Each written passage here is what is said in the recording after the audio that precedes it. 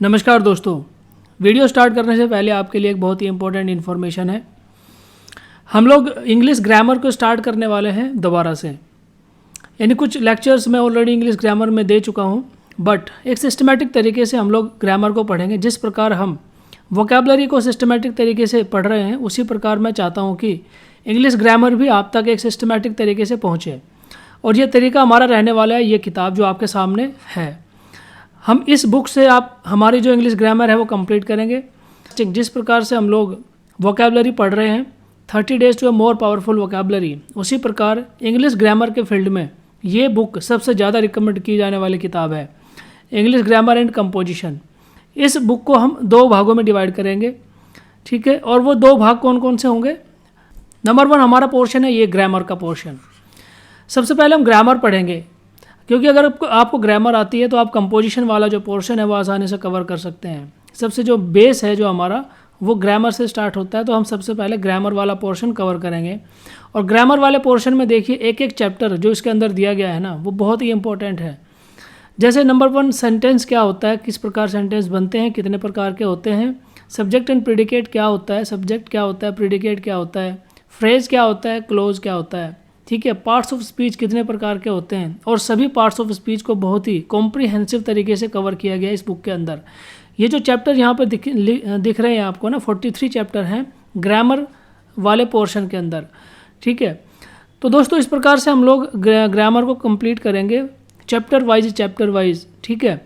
But आपको बहुत ही simple तरीके से अगर आप किताब को पढ़ने जाएंगे तो बहुत सारी चीज़ें ऐसी होंगी जो आपको समझ में नहीं आएगी। मैं यहाँ पर आपको हर एक चीज़ को सिंप्लीफाई करके आपको बताने वाला हूँ, आप तक पहुँचाने वाला हूँ। ये बुक आप क्यों पढ़ें, क्या रीज़न है इस बुक को पढ़ने का? इस बुक को पढ़ने के कई रीज़न हो सकते हैं, ठीक है। जैसे अगर आप स्कूल गोइंग है, अगर आप स्कूल में जा रहे हैं, ठीक है, आप कोई भी स्टेट बोर्ड के हैं, अगर आप स्टेट बोर्ड से हैं तो भी, और अगर आप CBSE बोर्ड से हैं तो भी, ICSE बोर्ड से हैं तो भी, या फिर आप कोई भी कंपटीशन की तैयारी कर रहे हैं तो भी, ठीक है। हर एक व्यक्ति के लिए, हर एक स्टूडेंट के लिए ये बुक उतनी ही इम्पोर्टेंट है, सभी के लिए। क्योंकि ये जो ग्रामर वाला पोर्शन है ना, ग्रामर और कंपोजिशन का पोर्शन तो सभी को आता ही है, स्टेट बोर्ड में हो, चाहे CBSE में हो, चाहे ICSE में हो, और चाहे कंपटीशन में हो। कंपटीशन में कोई भी जिसमें ग्रामर आती है, ऐसा कोई एग्ज़ाम जिसके अंदर ग्रामर आती है, उसके लिए इंग्लिश ग्रामर और कंपोजिशन का जो चैप्टर है, जो पार्ट है, वो मस्ट है। अगर आपका वो पोर्शन कंप्लीट नहीं है, अच्छा नहीं है, उस पर आपकी मास्टरी नहीं है, तो आप इंग्लिश ग्रामर या इंग्लिश वाले पोर्शन में एग्ज़ाम के अंदर अच्छे मार्क्स नहीं ला सकते हो। तो यही रीज़न है कि मैं आपको पढ़ाने वाला हूँ ये इंग्लिश ग्रामर। और इंग्लिश ग्रामर में भी देखिए, जो मैंने आपको बताया, इस किताब के अंदर सबसे पहला जो हमारा पोर्शन रहेगा वो रहेगा इंग्लिश ग्रामर का, और जो अगला हमारा पोर्शन रहेगा वो रहेगा क्या, कंपोजिशन का। कंपोजिशन के अंदर क्या क्या चीज़ें आती हैं देख लीजिए, फ्रेजेस आते हैं, क्लोजेज आते हैं, ठीक है। उसके बाद सेंटेंस, सिंपल सेंटेंसेस कौन कौन से, सिंपल, कंपाउंड और कॉम्प्लेक्स सेंटेंसेस क्या होता है वो हम लोग पढ़ने वाले हैं, ठीक है। डिफरेंट टाइप से किस प्रकार से हम वर्ब, एडवर्ब, ठीक है, नाउन, प्रोनाउन, इनको किस प्रकार से हम डिफरेंट टाइप से अलग अलग सेंटेंसेस में या कॉन्टेक्सेस में यूज़ करते हैं, उन सब को हम यहाँ पर पढ़ने वाले हैं कंपोजिशन के अंदर। उसके बाद यहाँ पर हम जैसे करेक्शन एरर, ठीक है, करेक्शन वाले जो पोर्शन होता है ना एग्ज़ाम के अंदर, वो भी यहाँ पर हम पढ़ने को मिलेगा, ठीक है। लेटर किस प्रकार से लिखेंगे वो भी पढ़ने को मिलेगा, ठीक है। और प्रेसी जो हम बोलते हैं बहुत ही इंपॉर्टेंट होती है किसके अंदर, NDA, ठीक है, CDS, या फिर जो पैरामिलिट्री वाला जो असिस्टेंट कमांडेंट का जो एग्ज़ाम होता है ना, ठीक है, उसके अंदर भी ये प्रेसी राइटिंग मस्ट है। ऐसे हम किस प्रकार से लिख सकते हैं, उसके लिए भी हम ये कंपोजिशन हमारी मदद करेगी, ठीक है। तो बहुत सारी चीज़ें हैं जो हमें इससे पढ़ने को मिलेगी, इससे सीखने को मिलेगी। तो अगर आप चाहते हैं कि आप अपनी तैयारी को स्टार्ट करें, शुरू करें, अभी तक छिटपुट तरीके से आपने बहुत चीज़ें पढ़ी होंगी इधर से उधर से, अगर आप चाहते हैं कि कॉम्प्रिहेंसिव तरीके से जीरो से, ठीक है, जीरो से और मैक्सिमम लेवल तक अगर आप अपनी ग्रामर करना चाहते हैं तो आप मेरे साथ जुड़ सकते हैं। ये सीरीज़ बिल्कुल फ्री है, कोई कॉस्ट नहीं है, ठीक है। डेली आपको 1 या 2 वीडियोस का मिलता रहेगा। जिस प्रकार से हम लोग वोकैबुलरी पढ़ रहे हैं उसी प्रकार से हम लोग ये इंग्लिश ग्रामर पढ़ने वाले हैं इस किताब से, ठीक है। तो मुझे उम्मीद है कि ये चीज़ आपको समझ में आ गई होगी और आप मेरे साथ जुड़ने के लिए तैयार होंगे। अगर आपको ऐसा लगता है कि आपको इससे बेनिफिट मिलने वाला है तो आप ज़रूर जुड़िएगा। तो आज हम स्टार्ट करते हैं, चलिए अपना आज का जो हमारा वीडियो है, आज का जो हमारा लेक्चर है वोकैबुलरी का, वो स्टार्ट करते हैं। Find the same and opposite meaning. ठीक है, यहाँ पर कुछ वर्ड्स दे रखे हैं और थोड़ा डिफरेंट तरीके से हम लोग पढ़ने वाले हैं वर्ड्स को। कैसे?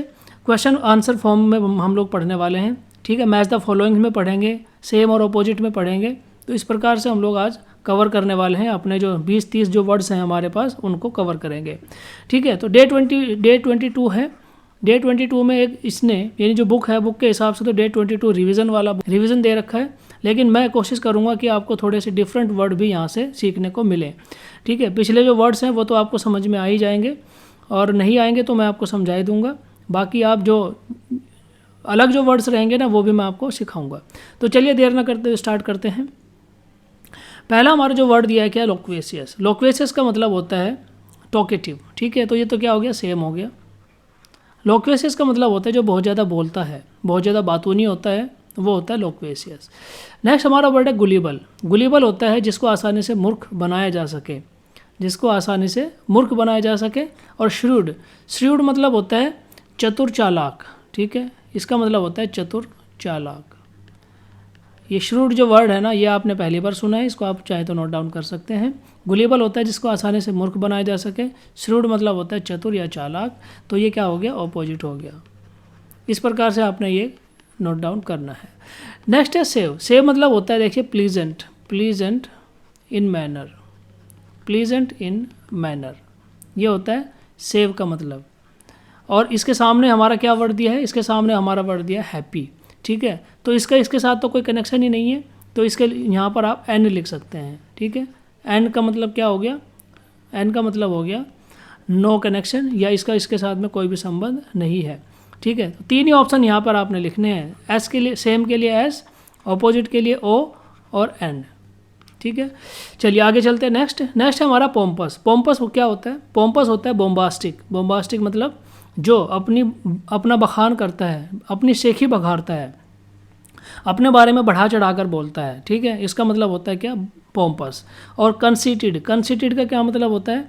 कंसीटेड का मतलब भी यही होता है, देखिए हॉटी एंड स्मग। ठीक है, हॉटी और स्मग ये सभी क्या है? सिनोनिम है पोम्पस के। तो ये क्या हो गया? सेम हो गया।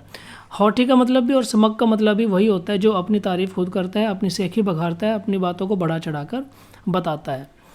नेक्स्ट हमारा वर्ड है टैसीटर्न। टैसीटर्न देखिए लोक्वेशियस का ठीक अपोजिट है। लोक्वेशियस मतलब होता है टॉकेटिव, ज़्यादा बोलने वाला, और टैसीटर्न का मतलब होता है कम बोलने वाला या चुप रहने वाला। ठीक है, तो ये क्या लिखा है? साइलेंट। तो ये क्या हो गया? सेम हो गया। नेक्स्ट है फ्लैगमेटिक। देखिए फ्लैगमेटिक का मतलब होता है जिसके अंदर कोई एनर्जी नहीं है या कोई एक्साइटमेंट नहीं है किसी भी काम को करने के लिए, ये हो गया फ्लैगमेटिक। तो इसके लिए क्या दिया गया? एक्साइटेबल, बट ये तो उल्टा हो गया, तो ओ लिख सकते हैं आप। नेक्स्ट है देखिए इरूडाइट। इरूडाइट मतलब क्या होता है? जो विद्वान लोग होते हैं ना, ठीक है, जो विद्वान लोग होते हैं उनके लिए हम यूज़ करते हैं इरूडाइट। जो स्कॉलर होते हैं, कॉलेज प्रोफेसर होते हैं, ठीक है, जो बहुत ही ज़्यादा पढ़े लिखे और समझदार विद्वान लोग होते हैं, उनके लिए हम यूज़ करते हैं इरूडाइट। तो यहाँ पर क्या दिया इसके लिए? इग्नोरेंट, बट ये तो क्या हो गया? ऑपोजिट हो गया। नेक्स्ट है कॉम्प्लासेंट। कॉम्प्लासेंट का मतलब होता है सेल्फ सेटिस्फाइड व्यक्ति। ठीक है, सेल्फ सेटिस्फाइड।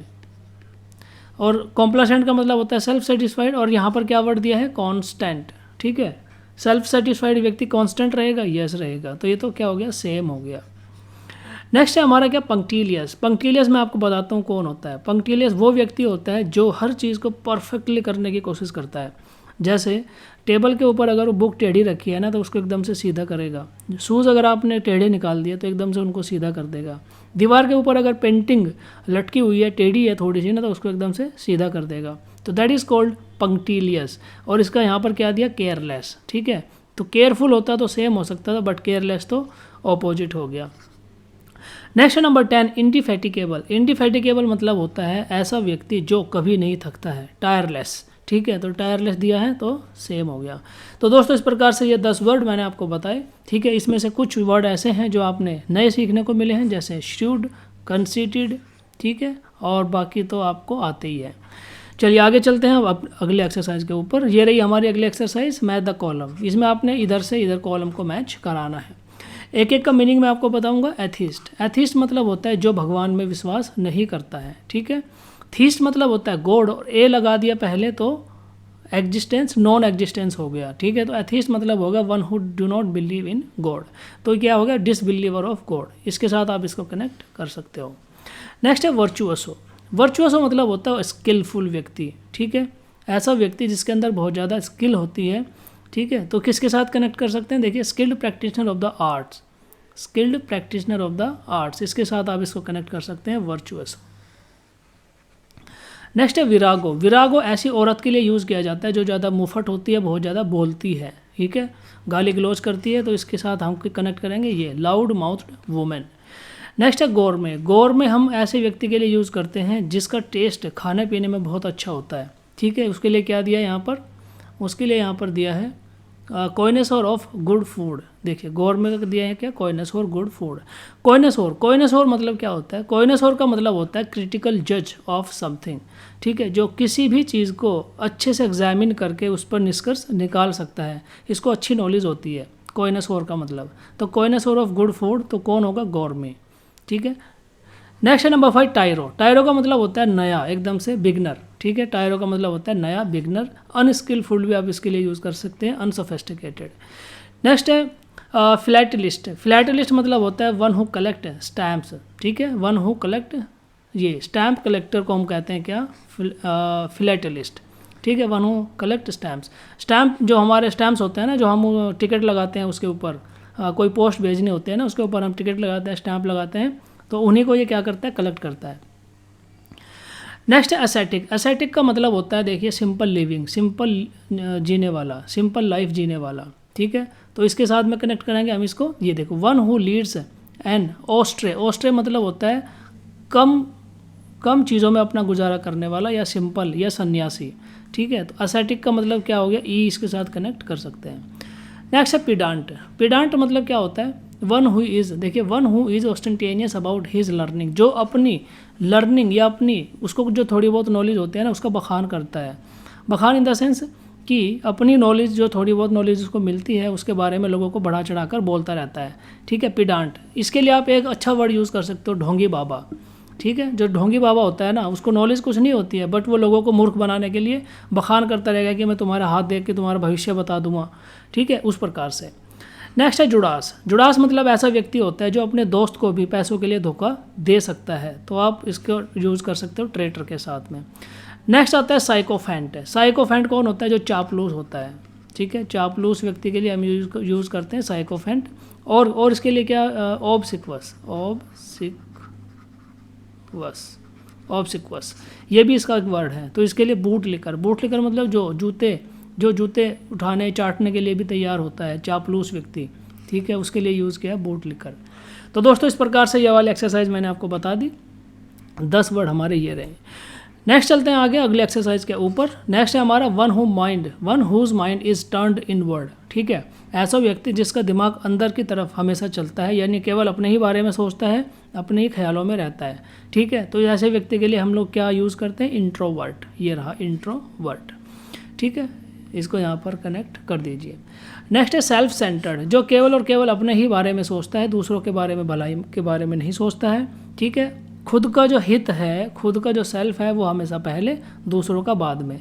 ऐसे व्यक्ति के लिए हम क्या यूज़ करते हैं, ईगोसेंट्रिक, ये रहा ईगोसेंट्रिक। नेक्स्ट है रेस्ट्रेंड। रेस्ट्रेंड मतलब ऐसा व्यक्ति जिसकी अपब्रिंगिंग, जिसका जो पालन पोषण है वो इस प्रकार से हुआ है कि उसको हर चीज़ के लिए रोका गया है, मना किया गया है, ठीक है। तो वो क्या हो जाता है, शाई हो जाता है और डरता है लोगों के बीच में जाने से, डरता है औरतों से बात करने से, ठीक है। क्यों, क्योंकि उसकी अपब्रिंगिंग उसी प्रकार से हुई है, उसका जो पालन पोषण है वो उसी प्रकार से हुआ है। तो रेस्ट्रेंड हम किसके साथ यूज़ करेंगे, इनहिबिटेड। यहाँ पर 2 वर्ड हैं देखिए, इनहिबिटेड एंड डिफिडेंट, दोनों का मतलब ही शाई होता है। बट डिफिडेंट कौन होता है, डिफिडेंट ऐसा व्यक्ति होता है जिसके पास नॉलेज तो है, ठीक है, बट उसके पास कॉन्फिडेंस नहीं है, उसको हम यूज़ करते हैं डिफिडेंट, ठीक है। वो भी आएगा मोडेस्ट, मोडेस्ट का हम यूज़ कर सकते हैं क्या, डिफिडेंट। इसके पास नॉलेज तो है बट ये शाई है, ठीक है, अपनी नॉलेज को दिखाने से डरता है, शर्माता है। तो इसके लिए हम यूज़ करेंगे डिफिडेंट। नेक्स्ट आता है bubbling over with high spirits. जो हाई स्पिरिट्स है, एनर्जी के साथ बबलिंग, यानी बुलबुले उसके अंदर उठते रहते हैं, हमेशा उसके अंदर क्या रहती है, बहुत ज़्यादा एनर्जी रहती है और वो उसको दिखाने की कोशिश करता है, ठीक है, हर किसी काम को करने के लिए एकदम से तैयार होता है। तो ऐसा व्यक्ति जो एनर्जी से भरा हो, उसके लिए क्या वर्ड है हमारे पास वर्ड है एफर्विसेंट। एफर्विसेंट। नेक्स्ट है नंबर 6 कंपनी लविंग, ठीक है, जो हमेशा कंपनी में रहना पसंद करता है, लोगों के बीच में रहना पसंद करता है। ऐसे व्यक्ति के लिए क्या वर्ड था, ग्रेगेरियस। कहाँ है, ये रहा, ठीक है, ये रहा हमारा ग्रेगेरियस, ठीक है, ओके। नेक्स्ट है नंबर 7 फियर से और ओवर बियरिंग, ठीक है, फियर से ओवर बियरिंग। ऐसा व्यक्ति जो हमेशा लड़ने के लिए तैयार होता है, ठीक है, जो हमेशा लड़ने के लिए तैयार होता है, हमेशा भिड़ने के लिए तैयार होता है, ठीक है, जिसका गुस्सा हमेशा सातवें आसमान पर रहता है, बोलते ही हमेशा क्या होता है, लड़ाई शुरू कर देगा। तो ऐसे व्यक्ति के लिए क्या यूज़ करते हैं, ट्रूकुलेंट, ठीक है, ट्रूकुलेंट। टिपिकल टाइप के लोग होते हैं, आप बात करेंगे तो लड़ना शुरू कर देंगे, ट्रूकुलेंट। नेक्स्ट है ग्लूमी। ग्लूमी मतलब होता है जिसका जो फेस है वो एकदम से उदास रहेगा, ठीक है, उदासीन आप इसके लिए कह सकते हैं, उदासीन। तो ग्लूमी ऐसा व्यक्ति होता है जिसका चेहरा देख के आपको लगेगा कि यार इसकी तो बिल्कुल एनर्जी एकदम से ख़त्म है, डाउन है, ठीक है, उसके चेहरे पर कोई एक्साइटमेंट नहीं। तो ऐसे व्यक्ति के लिए हम यूज़ करते हैं क्या, सैटरनाइन, ये वाला वर्ड है सैटरनाइन। नेक्स्ट है नंबर 9 एक्स्ट्रावेगेंटली सिवेलरस, ठीक है, एक्स्ट्रावेगेंटली सिवेलरस। और इसके लिए हम क्या यूज़ करेंगे, ये एक्स्ट्रावेगेंटली कैसे, देखिए समझाता हूँ। जैसे कोई पार्टी चल रही है, ठीक है, पार्टी चल रही है, तो ये व्यक्ति क्या करेगा, थोड़ा बहुत डांस करेगा, सबको रिझा देगा, सबको दिखा देगा कि इसको डांस आता है, ठीक है। कोई एक आध वर्ड ऐसा आएगा, उसके बारे में 2 लाइनें बोल देगा, तो सबको लगेगा कि इसको सब कुछ आता है। तो ऐसा व्यक्ति जो चीज़ों को बढ़ा चढ़ा कर बताता है बट एक्चुअल में उसमें वो क्वालिटी नहीं है, ठीक है। तो ऐसे व्यक्ति के लिए हम क्या यूज़ करते हैं, ये क्विक्सोटिका, ठीक है, क्विक्सोटिका। मतलब एक्चुअल में उसके अंदर वो क्वालिटी नहीं है बट वो दिखाता है कि उसके अंदर वो क्वालिटी है। नेक्स्ट है number 10 one whose mind is turned outward. ऐसा व्यक्ति जो केवल और केवल बाहर के बारे में ही सोचता है या अपना दिमाग हमेशा बाहर ही लगाता है, ठीक है, आउटवर्ड, ठीक है। इसके लिए क्या है, एक्सट्रोवर्ट। अंदर के लिए क्या था, इंट्रोवर्ट, और बाहर के लिए क्या है, एक्सट्रोवर्ट। और दोनों को अगर मिला दें तो दोनों का कॉम्बिनेशन, इंट्रोवर्ट और एक्सट्रोवर्ट का कॉम्बिनेशन क्या था, एम्बीवर्ट, ठीक है, AMBIMBVERT, एम्बीवर्ट, ठीक है, जो दोनों का कॉम्बिनेशन है, इंट्रोवर्ट और एक्सट्रोवर्ट का, ठीक है। तो नेक्स्ट चलते हैं, हमारी लास्ट एक्सरसाइज ये रही, मैग्नैनिमस, ठीक है। जो इटैलिसाइड वर्ड है ना, जो तिरछे लिखे हुए वर्ड है, उनके बारे में बताना है आपने, ठीक है। मैग्नम से बना है और इसका मतलब क्या होता है, इसका मतलब होता है लार्ज, ठीक है, और मैग्नस मतलब लार्ज हो गया। यूनी मतलब होता है 1, ठीक है, तो इससे क्या वर्ड बन गया, यूनिक, तो वो भी कहीं ना कहीं यूनिक से ही निकल कर आएगा। यूनैनिमस, ठीक है। एनिमा मतलब होता है सॉल या स्पिरिट, ठीक है, सॉल, स्पिरिट या ब्रीद। ये क्या है, ये लैटिन भाषा के रूट वर्ड हैं, ठीक है, जो पिछले लेक्चर में मैंने यानी डे 21 में मैंने आपको पढ़ाई भी हैं, ठीक है। तो यूनैनिमस मतलब क्या हो गया, एक तरफा, ठीक है, जिसका दिमाग या जिसके विचार एक जैसे हो गए हों, उसके लिए हम यूज़ करेंगे यूनैनिमस, ठीक है। मैंने आपको एग्जांपल भी दिया था, जैसे ए है और बी है, दोनों इलेक्शन लड़ रहे हैं, किसके 100 वोट है, मान लो किसी गांव में इलेक्शन लड़ रहे हैं ए और बी, बट 100 के 100 वोट ए को चले जाते हैं, तो that is called unanimous decision.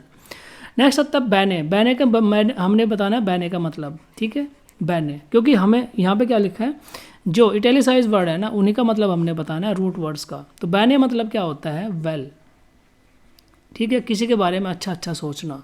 Benefit मतलब अच्छा, और यहाँ पे किसका मतलब बताना है, वोलेंस मतलब होता है विश, इच्छा, किसी के बारे में इच्छा, ठीक है। दोनों से मिलके क्या वर्ड बनेगा, बेनेवोलेंस। तभी तो बेनेवोलेंस को बोलते हैं परोपकार, किसी के बारे में अच्छा सोचना, विश करना।